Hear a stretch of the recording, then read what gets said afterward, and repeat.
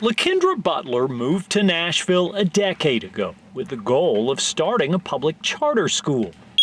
At the time, Butler was the principal of a middle school in Dallas, and she saw an opportunity to help middle school students in the Donelson and Hermitage communities of Davidson County. Started to meet with leaders and community members and families in the area and felt that it was home. And so we then opened Strive with 100 fifth graders. Today, Strive Collegiate Academy serves 6th through 8th graders in a Donelson building complex originally built as a hospital. We were originally in the doctor's offices complex, and now we're in the hospital portion. Strive built out a section of the building to make it into a school for students, but there have been some obstacles to overcome, beginning with a lack of green space or a gym. We end up building out kind of an outdoor space for our students to have PE, so we don't have an indoor facility for students to engage in physical activity. So when it's the best weather outside, they're able to go outside, but when it's not, we have to be creative inside so they can still get that physical activity. Because of the building's design, some classrooms have structural pillars in inconvenient locations.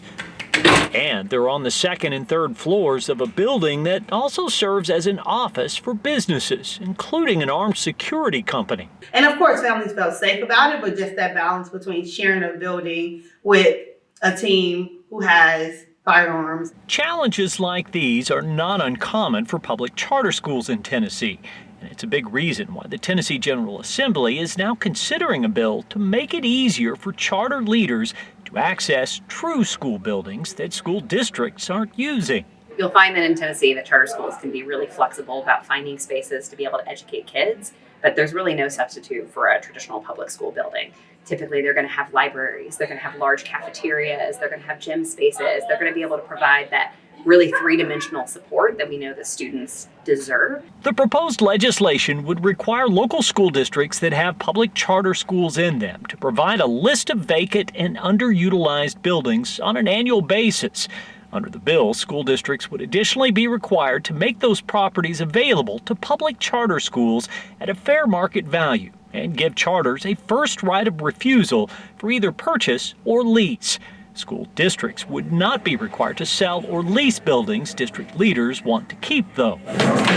Supporters say the legislation will go a long way towards helping existing and new public charter schools find high-quality locations to provide all students with the level of education students at Strive are receiving.